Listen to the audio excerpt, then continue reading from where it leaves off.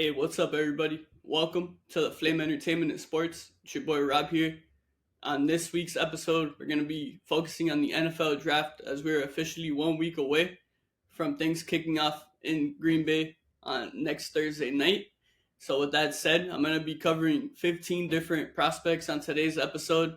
A lot of quarterbacks, going to have some defensive guys, an offensive lineman.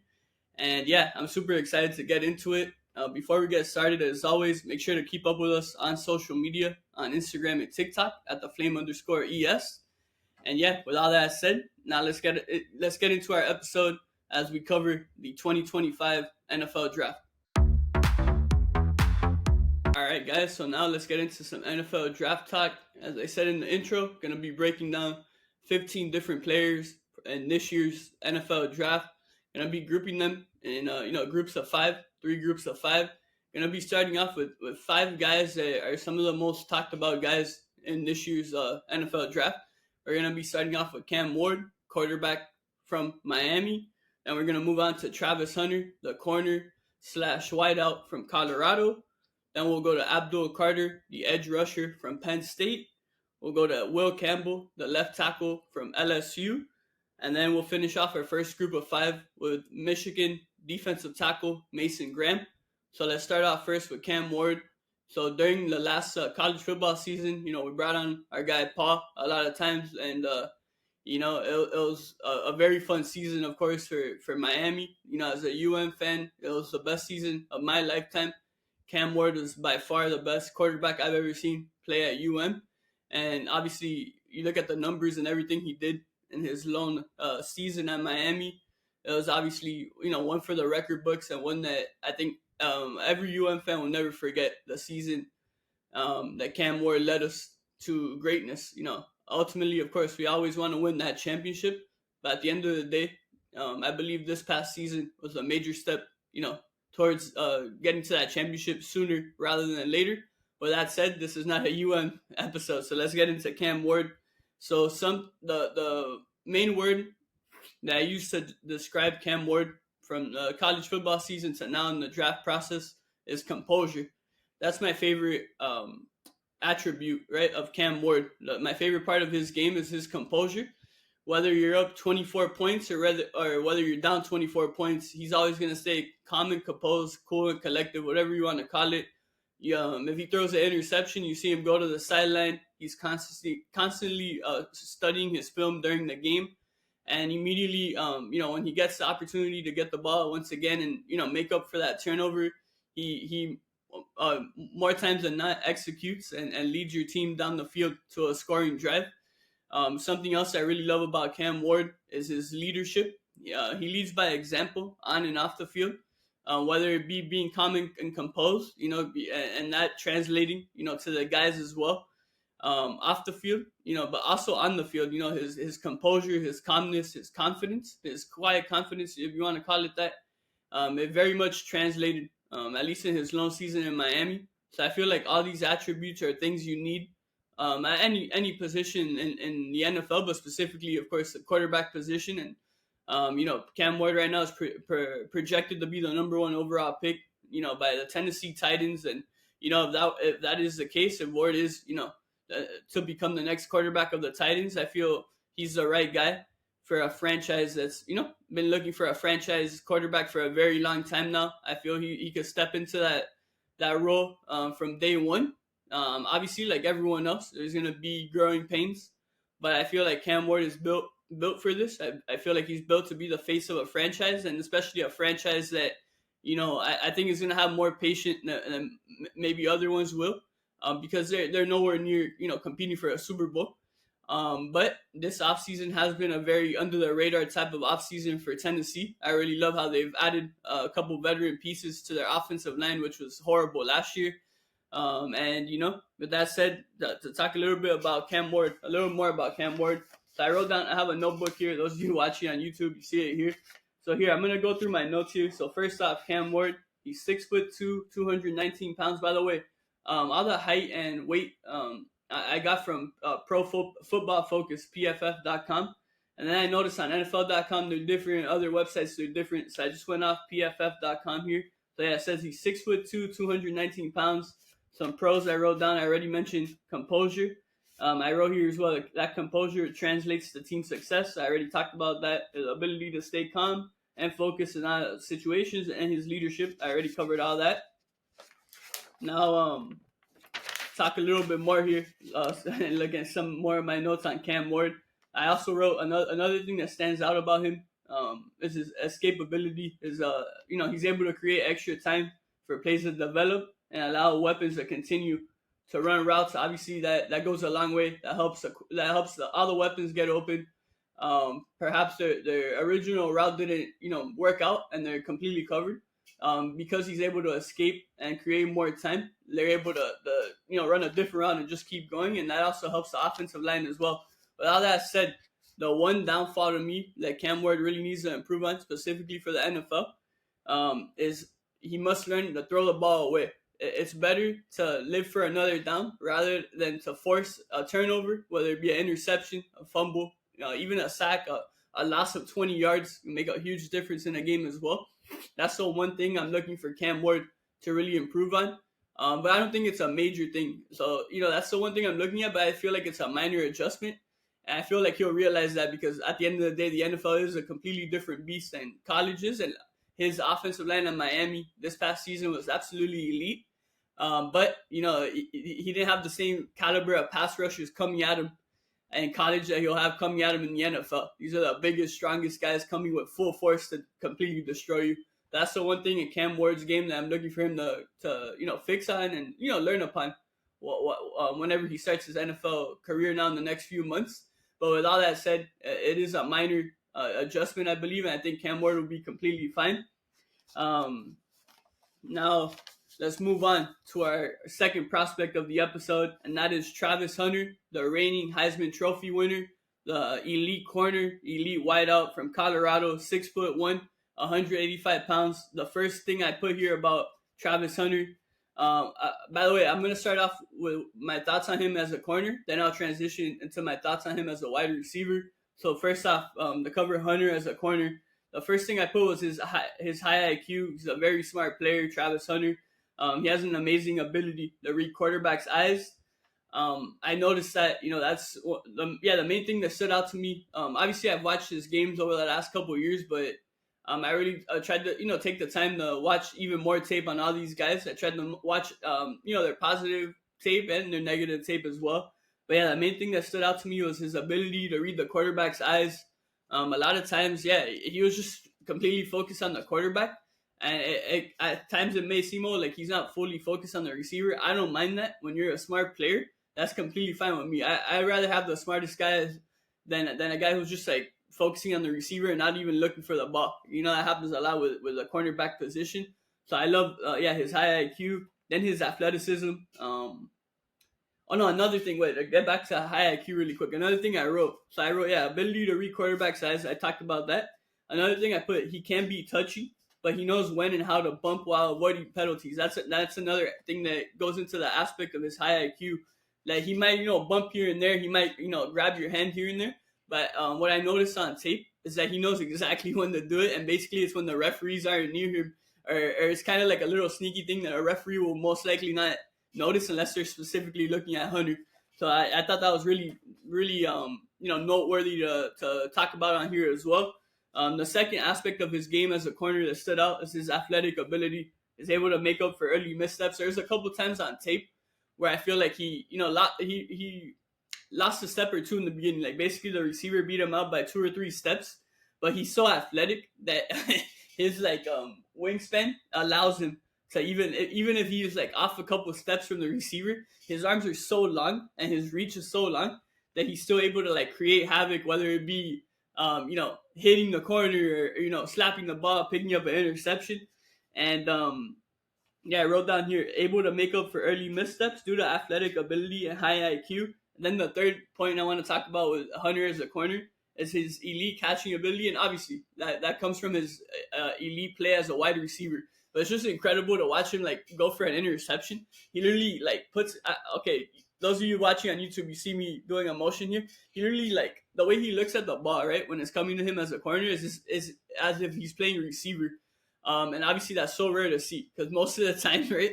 How many times over the years have you watched a football game and you see a corner get an easy interception coming their way and they completely drop it and you're like, oh, that's why they're not playing receiver. It's not the case here. Hunter's absolutely elite. His pass catching ability, and obviously that's going to be a huge benefit for whatever team drafts him in the upcoming draft. And something I wrote down that I feel he has to learn upon, at least at the cornerback position. I put he must learn to be a little less handsy in the NFL due to more flags being called. I really do feel he has to work on that a little bit. Obviously, it's not a major thing to work on. I feel like he'll as the experience goes on, a couple games into the league, he'll kind of realize that, oh damn, yeah, they do call more flags here on corners than they do in college. Now to move on to my thoughts on him as a wide receiver. So the first thing I put elite hands, and obviously I just covered that in his ability, right, to catch the ball. I put can catch in open space and in congested area. That's another thing that very much stood out to me watching his tape as a wideout. Literally, it could be a screen for him. Okay, easy for him to catch. It could be a 50-50 ball. He makes it look completely easy. Could be in the red zone, a guy draped all over him, and he somehow comes up with the ball. It could be one of those passes near the sideline. A guy draped all over him multiple times. He catches the ball and somehow gets his feet in bounds at the same time. Another thing I wrote, high IQ once again. I already mentioned that in his play as a corner, but now it also stood out to me in his play as a wideout. I put he's able to perfectly time route running, which leads to confusion by DBs and gives O-line and QB a little more time. What I mean by that, he knows exactly when to break in his route. So basically, he might start a little slow, and you kind of have the corner with you, and then once you break and turn on that turbo, you kind of have the corner right flat-footed and like out of control and not able to like keep up with you. And once Travis turns that corner, he turns on the turbo and he turns on his jets and he's unstoppable. You can't even catch him.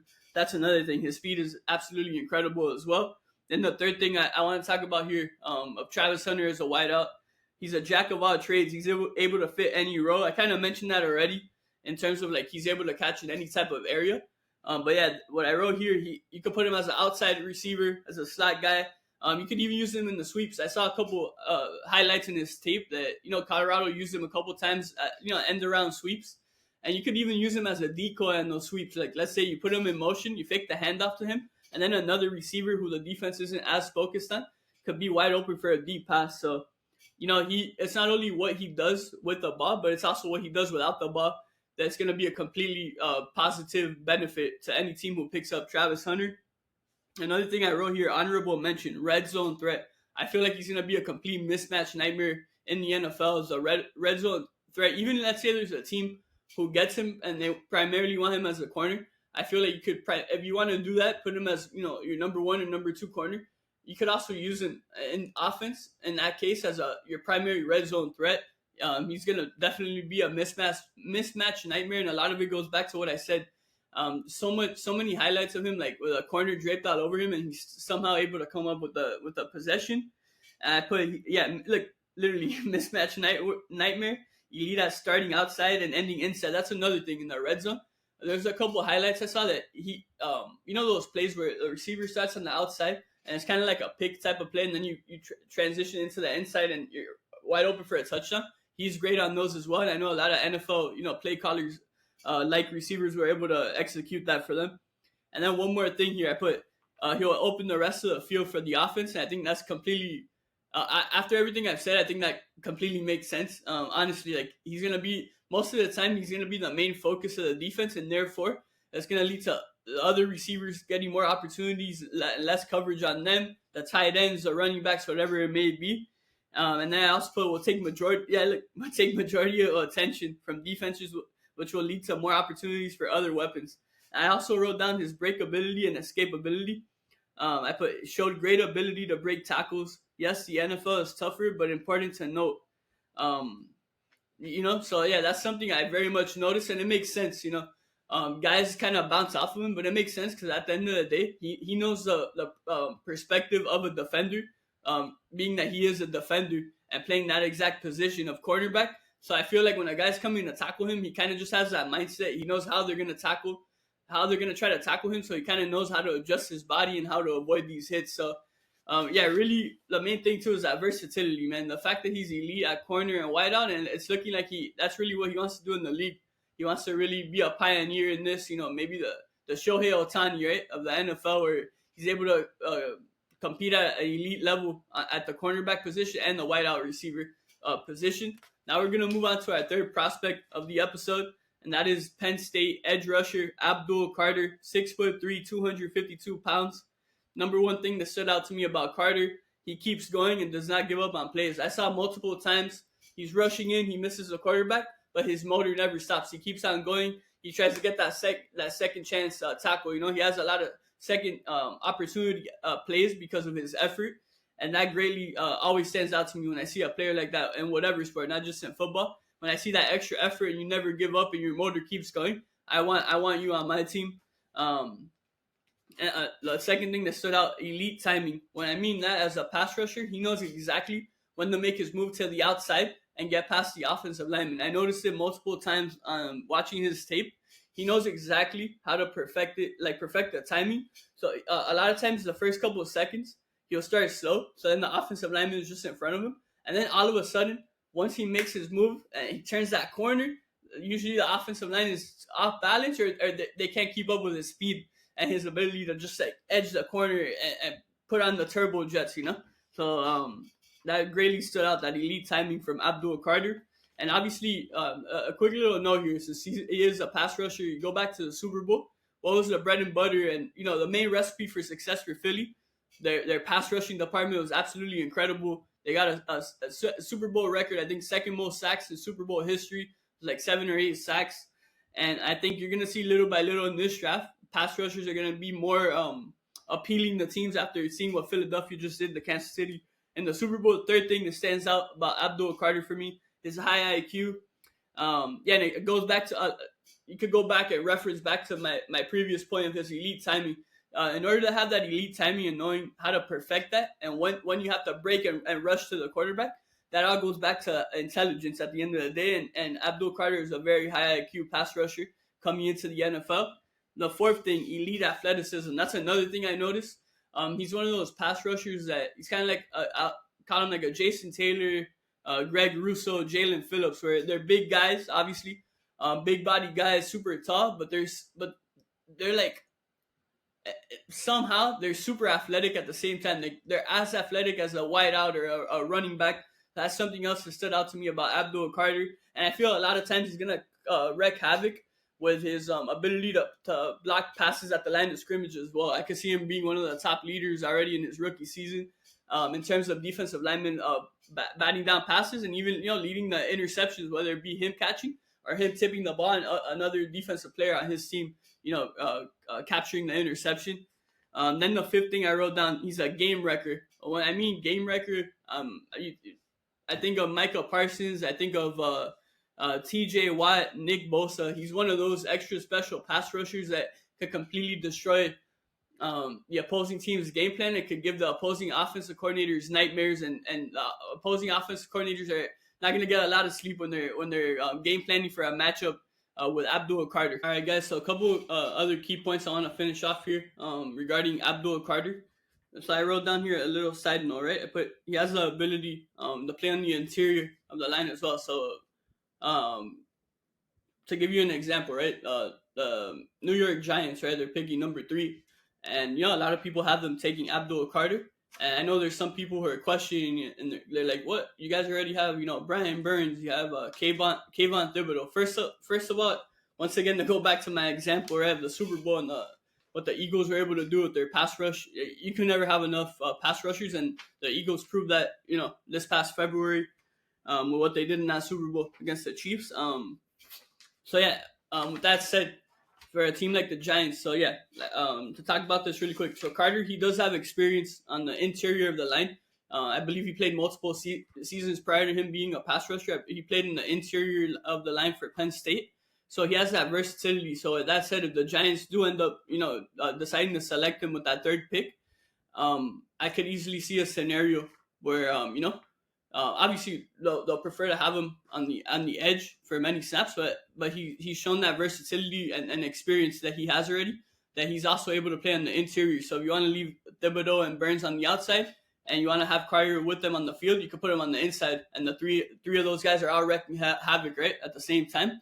And then one more thing I want to talk about, I think it is important to note, he is coming off of a injury. He already had it. Yeah, he had an injury in the college football playoff that he played through, but also he missed the combine in late February and early March. Recently, a month ago, basically. He missed it due to a stress fracture in his foot. His agent, Drew Rosenhaus, has said that shouldn't prevent him from being ready for training camp. We shall see. It's hard to trust agents sometimes. Obviously, they're trying to do the best thing for their clients, and they obviously Drew's not going to come out and be like, oh yeah, this is a serious injury. He's not going to be ready for week 1 of the season. Because if that were the case, then he may start dropping, regardless of how talented and elite he is. And I wouldn't blame teams for being hesitant, right? Because at the end of the day, look, as good as any guy is or elite, the best ability is availability, So I do want to note that he is coming off of a stress fracture in his foot. Now to move on to our fourth prospect to cover, we have LSU left tackle Will Campbell, 6'6", 323 pounds. Played left tackle the last 3 years at LSU. He did have a couple of snaps, not many, at right tackle as well. And many draft experts are projecting him as a potential guard in the league due to his his arms being kind of short for a left tackle. But like I said, he is 6'6", 323 pounds. So honestly, after watching Will Campbell's tape, let me go back to a note here I have. I'm not overly impressed by Will Campbell. I'm not gonna lie. Am I against him being drafted or no? I'm not questioning anyone who has him as a first round pick. A lot of people are projecting him maybe to go to New England at number 4, and I understand it. At the end of the day, offensive line is always along with quarterback the most highly touted position. Specifically left tackle is probably, along with quarterback, the hardest position to find a consistent starter in. So I understand it. We see this big guy coming from an SEC school with a pretty productive career at LSU. A lot of people are falling in love with him, and I understand it. Because like I said, we all want a left tackle for our team, and we know how damn hard it is to find a great left tackle in the NFL. With that said, I wasn't overly impressed, but I will start off with a couple positives that I found about Will Campbell here. First off, his high IQ. The first thing that jumped off the tape for me was the fact that he's able to recognize blitzes prior to the center snapping the ball. I noticed a lot of time during the tape that I watched that he was able to call out blitzes and let the quarterback know, like, hey, this guy's coming in, and therefore it allows the quarterback to adjust and audible and call a different play and change it at the line of scrimmage. So obviously that would be very helpful for whatever team drafts Campbell and whatever position he plays, whether it's left tackle, right tackle, or in the interior of the line at one of the guard positions. I feel like that's something that you can't teach. To have a high IQ guy is kind of having like a coach on the field in a way. Another thing that stood out, his quick feet. For as big as he is, I feel like he's very quick on his feet. He's very athletic as well for his size. He has the ability to keep up with havocing rushers. But here's the main thing that stood out to me that he very much needs to improve, in my opinion, is his stance. I feel like the majority of the tape I saw on him, he had this high stance, and at least what I've heard, from hearing experts over the years, you gotta have a low stance, and honestly, it's not only hearing experts over the years, but it stands out to me that you gotta have a low stance, because at the end of the day, a lot of these elite pass rushers coming off the edge in the NFL, they're very quick and they get very low on the ground once they make their move and turn the corner on you. And that's something that really stood out to me. Like I put, primarily has a high stance, may need to add low stance in NFL due to elite timing pass rushers such as TJ Watt, Nick Bosa, Micah Parsons, and his fellow draft mate as well, Abdul Carter. Those are 4 guys that came to mind that I feel Will Campbell would greatly struggle against in the NFL. Obviously, those aren't the only, great pass rushers, and Abdul Carter is not the only great, pass rusher coming in as a rookie next season. But those are just guys that came to my head, like after watching the tape where most of the time he's just like standing up straight and he's not bending his knees whatsoever. So like I just talked about previously with Abdul Carter, that Abdul Carter has that ability to perfectly time when he's gonna try to go past the corner, right, past the offensive tackle. And I feel like he would completely eat up a guy like Will Campbell, because Will Campbell is just flat on his feet. And once Abdul Carter makes that point, makes that turn, Will Campbell is not going to be able to keep up because he's not low enough to the ground as well. And Abdul Carter knows how to perfectly get low enough to the ground to get sneak right past the side of the offensive tackle. So that's something, in my opinion, that Will Campbell greatly has to improve on in order to have a great career as a tackle in the NFL. Another note I wrote: these guys are able to trick old linemen due to timing, which starts with patience and leads to sudden bursts. So obviously, I just talked about that. Now to move on to the final guy here in our first 5 prospect group, Mason Graham, defensive tackle out of Michigan. He's a highly touted guy, highly talked about guy, veteran coming out of Michigan. He was one of the main pieces of their national championship defense 2 seasons ago. He's 6'3", 320 pounds. A lot of people are projecting him right now, go to the top 5. Maybe the Jaguars might take him at number 5 overall. I'm not gonna lie. After watching this tape, I'm not very high on Mason Graham. I haven't said this yet, but after I cover all these prospects, I'm gonna reveal my draft grade on them, and like the earliest I would be willing to take a chance on them. And my take on Mason Graham may shock a lot of people, but one thing I wrote that stood out is that he can make upfield tackles, and I put in parentheses Quinshon Judkins. What that means basically, there's a lot of plays where he wasn't necessarily part of the play, maybe because it was a pass or it was a run to the outside, and obviously he's on the interior of the line. But what stood out to me is that he has the ability to run upfield and try to make that extra effort tackle, even though he's a defensive tackle. And that's something that I would say that's the one of the bread and butter of Quinshon Judkins' game as a defensive tackle in the NFL. Other than that was really the main thing. So with that said, yeah, this guy's projected as a top 5 pick, maybe top 10, the latest. And honestly, that's really the main thing that stood out about him. I feel that's not really something you look for when you're investing a first-round pick on a guy.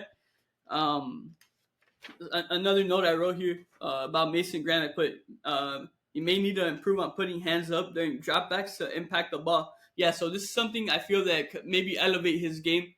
Is if he's able to improve his ability to put his hands up during drop back passes and try to bat passes down, because I feel if he's able to add that to his repertoire, then maybe he can live up to that first round value. Another thing I wrote, that's the final thing on Mason Graham.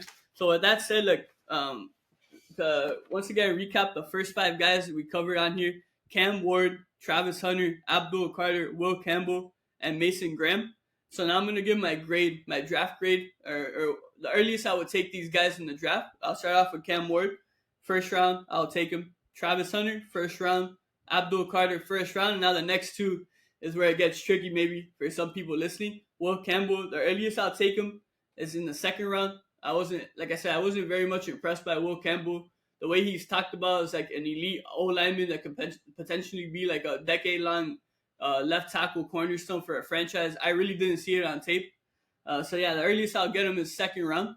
And then Mason Graham even lower, honestly. The earliest I'll get Mason Graham is the third round. I kind of see him in that third to fourth round tape, in my opinion.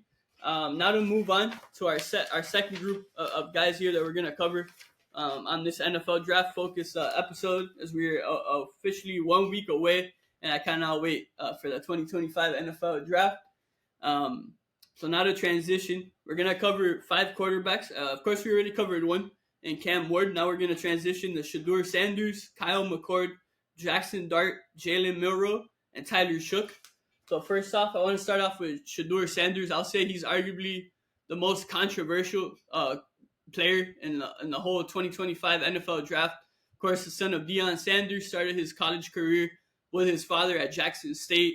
Last couple of years, they've been together at Colorado. They've done an incredibly masterful job in leading Colorado to a complete change from, arguably the worst program in all of college football to one of the best in the nation now, And yeah, Shedeur, 6'2", 215 pounds. The number one thing that stands out to me about Shedeur is his accuracy. I think he's one of the most accurate guys I've ever seen. So for those of you who haven't listened to our podcast from the beginning, this is the third go around where I'm covering the NFL draft. We covered the 2020 draft, the class with Tua, and the draft that the Dolphins had a lot of picks in. We also covered, I want to say, the 2021 draft maybe, or the 2022. So this is the third draft we cover on here. I gotta say, of all the quarterbacks I've covered on here in these three drafts, Shedeur may be the most accurate. He just has this ability to tremendously pinpoint these passes even while under pressure. I mean, at Colorado the last 2 years, he had arguably one of the worst offensive lines in the league. He'd have to run in circles and create plays, something out of nothing. And even on the run, even with guys trying to sack him, he'd somehow perfectly throw and pinpoint the pass directly at the target that he had to throw to. The second thing that stands out to me about Shedeur's game, his high IQ, super intelligent, one of the smartest guys in the three drafts as well that I've covered, one of the smartest players I've ever seen on tape as well. I put his off-field flashiness, can be used as a front to distract people from his high intelligence. And I really think that's a thing. Like, people kind of see him off the field, being flashy with the chains and the cars and the money and whatever, being like his dad off the field. But man, this guy is really one of the smartest guys and arguably the smartest prospect coming out of this whole 2025 NFL draft. Third thing I wrote, I already kind of covered this, escapability, right? I put escapability/ability to extend plays. He can make something out of nothing, even with poor to average O-line play at Colorado. I already covered that. One more thing on Shedeur.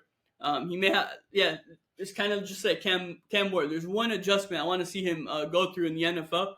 He may have to throw the ball away more in the NFL to avoid disaster, because there's some time on tape where he'd be going in circles. He'd be doing a great job, obviously, escaping and avoiding the sacks and stuff, but sometimes it would lead to either inaccurate passes, interceptions, near interceptions, 20-yard losses, and it'll go from a 2nd and 10 to a third and 30. You know what I mean? So that's the one thing, but it's a minor adjustment. So I feel like it's easily fixable, especially for a high IQ quarterback like Shedeur. I think he'll be fine.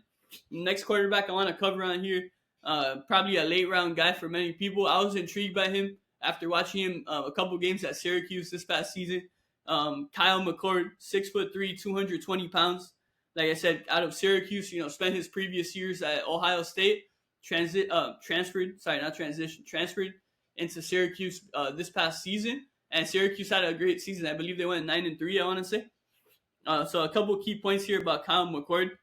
Very accurate. I put great. He has a great ability to nail a target, right? This guy is super accurate. That very much stood out to me. But something that's part of his game that very much scares me, he's telegraphical. And what that means, every time he's throwing a pass, he looks exactly at the person he's going to throw to. And not only his eyes are looking at the person, but his body's direction is completely facing towards either the receiver, tight end, or running back that he's throwing to. So that's something that very much scares me. And I wrote here, his comp is Ryan Tannehill. When I began to watch McCord's tape, I was like, man, this guy, he reminds me of someone from the past or someone from now. And then it clicked. I'm like, man, this guy is Ryan Tannehill. He's big, he's tough, he's accurate, but that one downfall is a tremendous downfall. And in my opinion, that cannot be coached. I'm hoping for McCord that he's able to learn, and perhaps he lands in a system or lands with a coach or something that's able to help him with that. But yeah, it's tough, man. Like I put big arm, but it will not matter unless he stops telegraphing his passes. And then one thing I have here, my first gut feeling of the episode. So it's currently April 16th right now.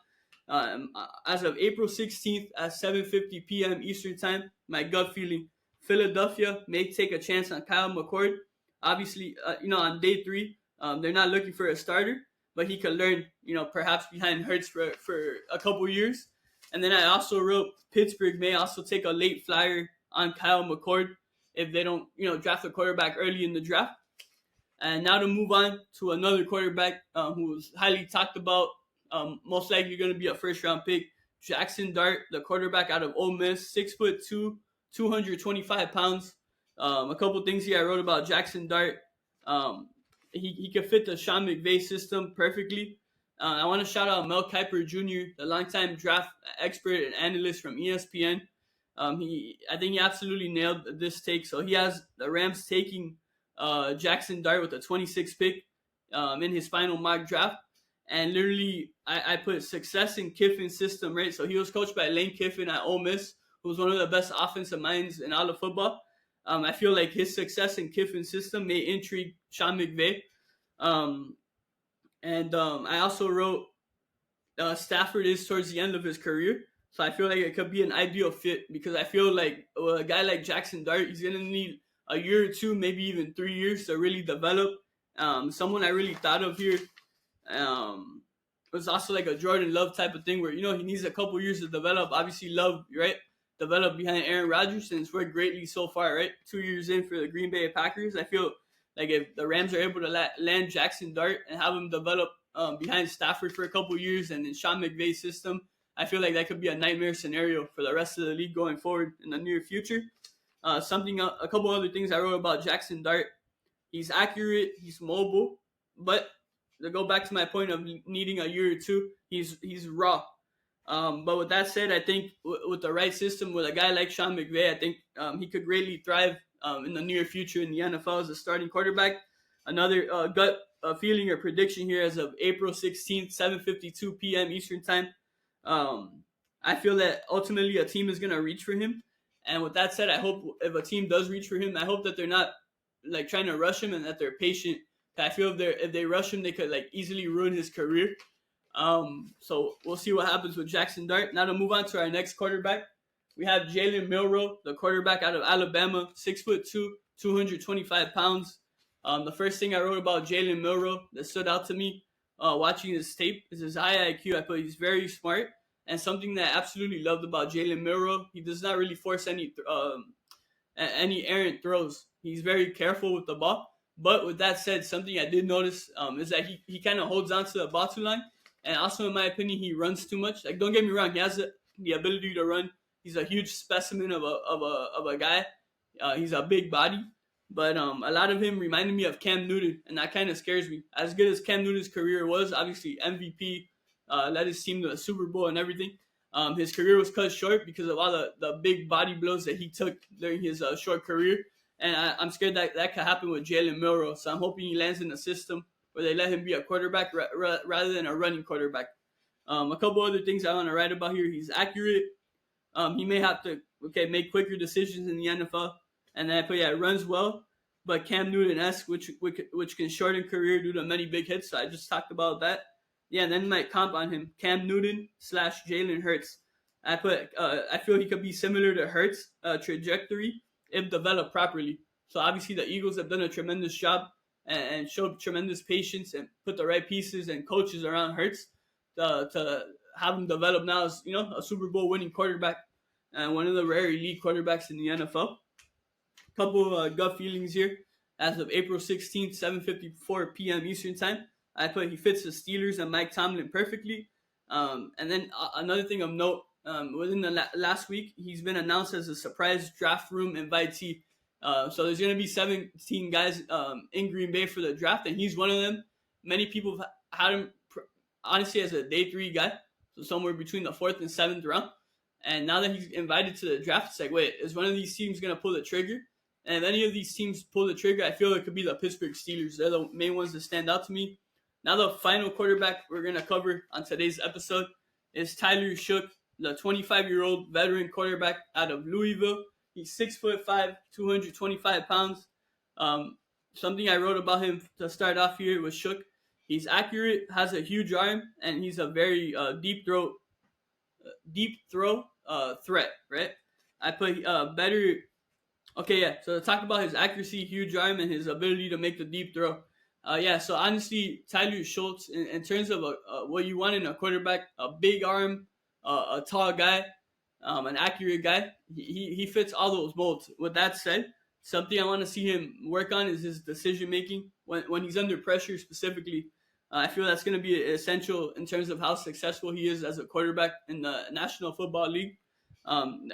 There's multiple times on film that I watched on him that he forced interceptions. So I want him to learn to live another down rather than forcing something. So that kind of goes back to what I want Shedeur Sanders to learn on as well as he transitions into the NFL.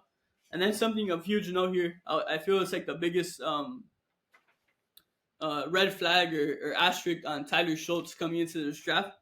The cover really quickly, he is 25, so obviously he is an older rookie, but that doesn't affect me at all. If you're good, you're good, in my opinion. But yeah, the biggest thing that stands out here, unfortunately, he has a major injury history starting back in 2020 when he was at Oregon. He had a shoulder injury, kept him out for the season. Then he transferred to Texas Tech, and in 2021 and 2022, he missed those seasons with a broken left collarbone. Then in 2023, while still at Texas Tech, he broke his left fibula. Then this past season, right prior to 2024 season beginning, he transferred into Louisville, and thankfully he was able to stay completely healthy. But this was the first time in his college career that he played double-digit games. He played in 12 games, and he had a 23-6 TD to interception ratio. Obviously, that's completely elite. So he threw 23 touchdowns and only had 6 interceptions. That's absolutely incredible. Another thing I put here, he's pro ready. I truly believe that whoever drafts Tyler Shough should put him in from day one. He's not one of those guys that you gotta wait and see what you have in him. I think this guy's built for the moment, and I want to see him honestly I want to see him playing week 1 of the NFL season, and probably September 14th, right? That's probably gonna be week 1. And then one more thing on Tyler Shough. I would love to see him with Kevin O'Connell. So obviously, the Minnesota Vikings head coach, who's done a tremendous job in his short time as a coach, specifically at the quarterback position, developing these guys. He's done an amazing job with Kirk Cousins, with Sam Darnold. And then another guy I would love to see Shough with is Sean McVay. I feel he'll fit perfectly, and it'll be even better because although I do believe he's a day one starter, obviously you bring him to LA, he gets to learn from Matthew Stafford. I think that'll be even more scary for the league as well. And yeah, guys, so that wraps up our second group of prospects here on today's episode of the Flame Entertainment and Sports. Now to give my draft grades, or where I would draft these guys if I was a GM. So to start off, Shedeur Sanders, first round pick.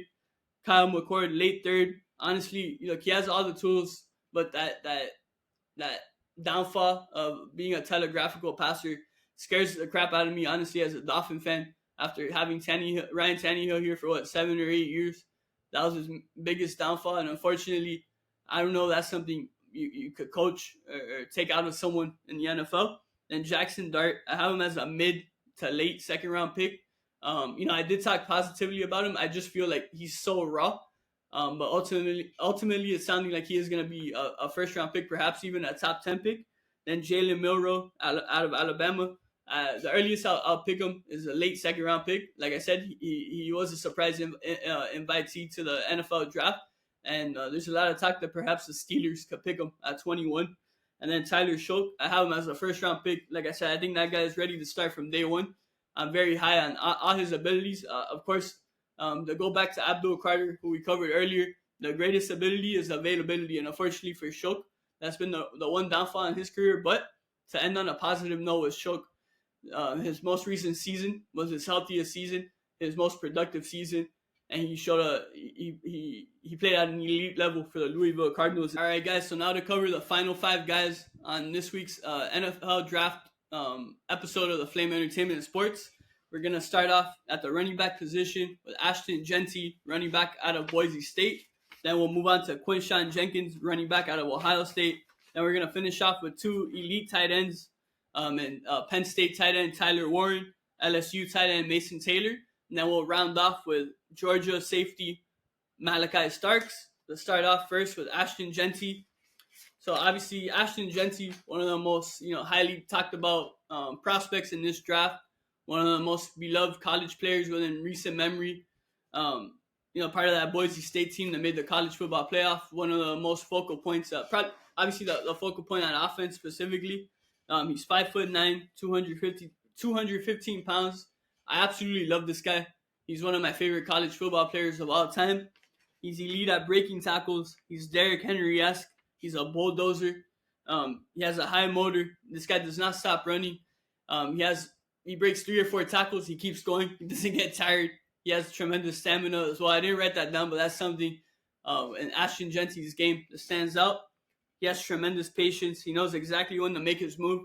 You'll see him take a couple steps and then boom, he knows exactly when.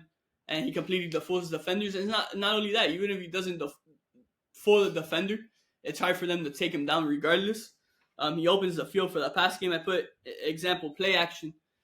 It's going to be one of those guys just like Travis Hunter, who we talked about earlier in this episode. Ashton Jeanty is another guy that most defenses are going to have their main attention on.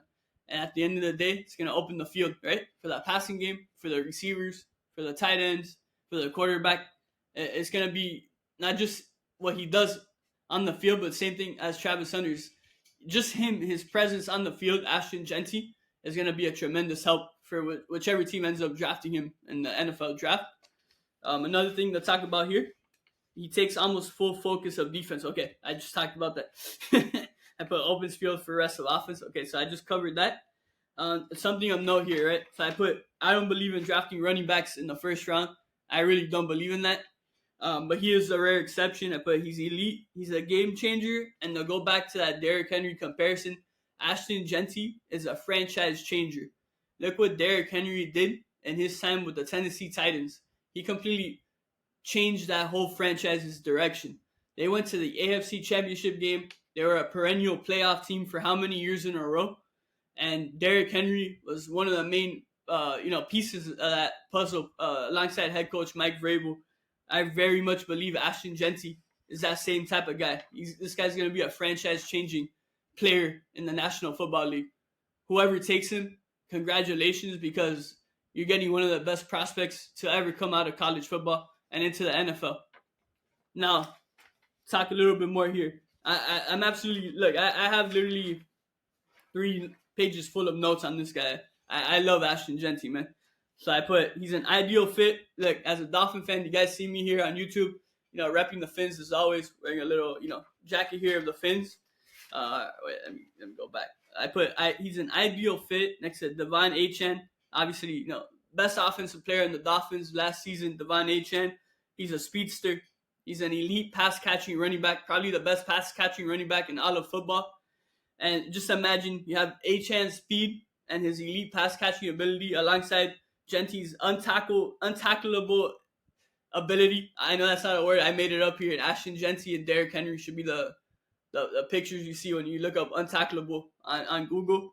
And then I also put elite ground and pound game. So just imagine that. Obviously, I don't think Jeanty is going to last to 13. If by some miracle he does and the Dolphins are able to get him, I would get him in a heartbeat. There would be no hesitation. If you're able to pair up Ashton Jeanty and Devon Achane, wow. Another thing I put, he can completely help the Las Vegas Raiders organization regain that old, 80s original hard-nosed style of play, which I think is what the Raiders need to succeed.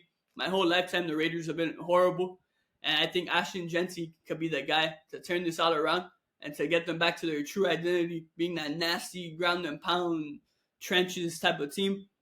And I also put he's a perfect fit in Pete Carroll's offense. Of course, Pete Carroll, new head coach of the Raiders. And as an example, I put Marshawn Lynch in Seattle. Look what Marshawn Lynch did in Seattle. I think Pete Carroll could get his hands on Ashton Jeanty, man. I think that'll be a scary duel. Another team that I think he fits greatly in. He'll be an ideal building block for Ben Johnson, new head coach of the Chicago Bears, former offensive coordinator of the Detroit Lions. He'll open up the field, right? Ashton Jeanty, open up the field for that passing game, which includes last year's number 1 overall pick quarterback Caleb Williams, 2 great receivers in DJ Moore and Roma Dunze, and then he'll also help the new and improved O-line. They added Joe Thuney. They added a couple of different vets to that Chicago offensive line, and I put the new and improved O-line will help Jeanty and co thrive from day one. And I also put Ben Johnson may want to bring and implement that Lions ground and pound run game to Chicago. And who better to start that off with but with Ashton Jeanty himself. With that said, the Raiders pick 6, Bears pick 10. So perhaps if the Bears get word that the Raiders are seriously considering drafting Ashton Jeanty, perhaps they try to get ahead of them. Perhaps trying to go to that number 4 slot with New England or that number 5 slot and swap with the Jacksonville Jaguars. Move on to the other running back I want to cover.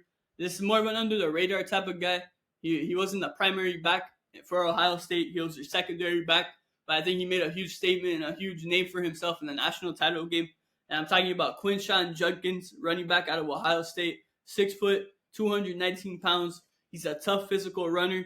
And these traits greatly stand out and will transition immediately in the NFL. I greatly believe that Quinshon Judkins is gonna be an impact day one guy in the NFL for whatever NFL team that drafts him. Sorry, if you guys watching here on YouTube, you see me looking to the side a couple times. The Miami Heat are currently playing in their playing game here against Chicago. So I'm just little by little looking at the score. But yeah, guys, so get back to Judkins. Another thing I put, you can make an elite running back tandem alongside a speedster, right? So just like I mentioned, Jeanty and Achane with the Dolphins, that'll be another great option for the Dolphins as well. If we're somehow able to land Quinshon Judkins, I feel like him and Achane will go greatly alongside each other. I put he'll be insane alongside Ashton Jeanty, and I would love to see the Bears pair these guys up. Honestly, I really would. If the Bears are somehow able to come out of this draft with Ashton Jeanty and Quinshon Judkins with the improved O-line with Caleb Williams, Rome Odunze, DJ Moore, Ben Johnson, Cole Kmet. I mean, come on. Can you guys just imagine this elite rookie running back duo with the Chicago Bears? How do you feel about that, Bears fans, if you get Judkins and Ashton Jeanty? I mean, come on. That'd be freaking amazing. Then I put he's another great fit for Vegas at running back because I see a lot of Marshawn Lynch in his game. Go back to that point, Pete Carroll, right? Loving that ground and pound, bulky, breaking tackle type of running back. Another one I put is he could be a sneaky pickup for the Carolina Panthers. I feel like him and Chuba Hubbard could be a tremendous under-the-radar tandem in the National Football League that will also help out Bryce Young as well. Then I put he seems like a Dan Campbell type of guy, so don't rule out Detroit drafting him. And he could also thrive in Minnesota. I could see him and Aaron Jones being a great combo together. And then I could also see him, potentially in the near future, maybe 2 or 3 years down the line, taking over for Aaron Jones and becoming the starting running back for the Vikings, because we really don't know how much time Aaron Jones really has left as a productive back in the league. And then I also put he could provide a huge boost to the Cowboys offense. Obviously, the Dallas Cowboys, they've been needing running backs since last year. Rico Dowdle, he ran for 1,000 yards last year. They let him walk. So I feel if they're able to get their hands on Judkins, he could very much help elevate the Dallas Cowboys offense as a whole. And then I already mentioned this, we'll love him with the Fins, preferably in the 3rd to 4th round area. And then one more note on Judkins. I think this will scare the rest of the league. I would love to see him coached by Andy Reid and the Chiefs. I think that'll be scary. If the Chiefs are able to add Quinshon Judkins alongside Isaiah Pacheco, Kareem Hunt. I mean, come on. Even don't count out Carson Steele either. I mean, those are just 4 bulky breaking tackles type of running backs, Now to transition. Now to transition to our 3 final players. Tyler Warren. We'll start off with the tight end, elite tight end out of Penn State, 6'6", 261 pounds. He's a dual threat, elite receiver and elite blocker. One of the most pro-ready guys in the draft. So yeah, Tyler Warren, he really stood out in general, right? This past season for Penn State, specifically in the college football playoff. He looked absolutely incredible. I fell in love with Tyler Warren. I would love him with the Miami Dolphins. Yeah, so he's elite as a pass catcher. This guy absolutely, he's a tight end that plays like an elite wideout, but then he's also a tight end that plays like an elite blocker. So obviously you get the best of both worlds, and I feel like this could be one of those game-changing, franchise-changing type of guys in Tyler Warren. I also put he's a mismatch nightmare in the red zone. He'll be a complete mismatch nightmare and, complete red zone threat. This guy's a real deal. 50-50 balls in the red zone. You have shorter corners covering him. I mean, this guy's 6'6", 261 pounds. Even the strongest safeties in the league may not even be able to keep up with this guy in the red zone area. And I also put this, a little side note. I think Tyler Warren could be used in that shuffle pass type of role a la Travis Kelce. Andy Reid loves to call those little shuffle passes. Once in a while, Mahomes throws to Travis Kelce. I feel like Tyler Warren is one of the few guys I've seen come out of college in recent memory that could be in that role as well. And then I put he could fit any scheme. I think he's one of those rare guys. Wherever Tyler Warren goes, I think he's going to succeed.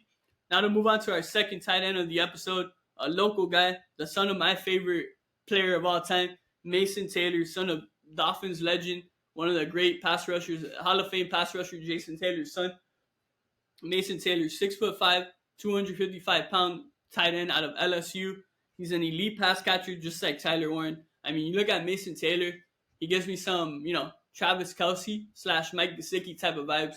this guy as a tight end, like the way he catches the ball, he literally catches and runs his routes and everything like a elite receiver. He's able to create great separation as well from the defensive backs who are covering him. He's a solid blocker. I wouldn't say he's elite yet, but I feel like in a year or two, in the right system with the right coaching, he could become that elite blocker and could be that best of both worlds elite catcher / blocker, just like Tyler Warren. Look, he's still a little raw, but he has a high upside. I feel like his best football is still ahead of him. And then it may be beneficial to be on a team with consistent vets at tight end. Example I put from not back in the day, but recent memory. Philadelphia, obviously years ago, right? They had Zach Ertz. He was an elite tight end for many years. And surprisingly, they take Dallas Goedert early one year in the draft. And obviously it worked out, right? Goddard learned from Ertz. Ertz moved on, and now Goddard has been the number one tight end in Philly for a while now. And a team I put that I think will be a great fit for Mason Taylor. I put it'll be a great fit in San Fran with Kittle. I feel like him learning from Kittle will be tremendous. Obviously, Kittle is one of the rare elite pass catching and blocking tight ends in the league. Hall of Famer, one of the all-time great tight ends. And of course, I would love to see him come home with the Miami Dolphins, and playing the same team that his dad's a legend of, and to see him paired up with Jonnu Smith would just be absolutely incredible as well. And then he has the same body type as his dad. Jason Taylor's tall, lengthy, all muscle, 6'5", 250 pounds. Mason Taylor's the same thing, playing tight end. So just imagine who's really going to be able to cover this guy in the league, right? Now for our final prospect on today's NFL Draft Focus episode of the Flame Entertainment and Sports, we have Malaki Starks, the safety out of Georgia, 6'1", 205 pounds. He's a free safety, high IQ, good awareness, right? I noticed that's what the main thing that jumped out to me while watching Malaki Starks' tape, right? His ability to read the quarterback's eyes, even before plays, right? And his ability to he has a knack for the ball, right? He's in basically on every play. And as I said before, he's a free safety, but he has many strong safety traits. And when I say strong safety, he has the ability to hit that, lay the boom, right? Lay that boomstick, whatever you want to call it. Kind of that ability where we saw Javon Holland do it a couple years ago, right, for the Dolphins. Malaki Starks kind of has that vibe as well. And he's not afraid to cover like big tight ends either. I feel like he's up for any challenge. He is 6'1". He's not the tallest guy, but I feel he's so strong and physical that he'll be able to keep up with any big target, right, in the NFL. He could be used as a safety linebacker hybrid, and I think he'll fit actually Anthony Weaver's scheme tremendously. Anthony Weaver, the defense coordinator of the Dolphins. I feel Malaki Starks will be a great fit here because I think Anthony Weaver, going back to his time in Baltimore with Kyle Hamilton over there, was kind of like a Swiss Army knife. He's like a elite safety mixed in with an elite linebacker at the same time. I feel like Malaki Starks, I don't know if he'll live up to that Kyle Hamilton comparison, but I feel like he'll be somewhat close, which will be completely fine with me. If the Dolphins are able to snag him, I'll be happy. Yeah, as of April 16th, 8:15 p.m. Eastern Time, my gut feeling is that my Miami Dolphins will be drafting Malaki Starks.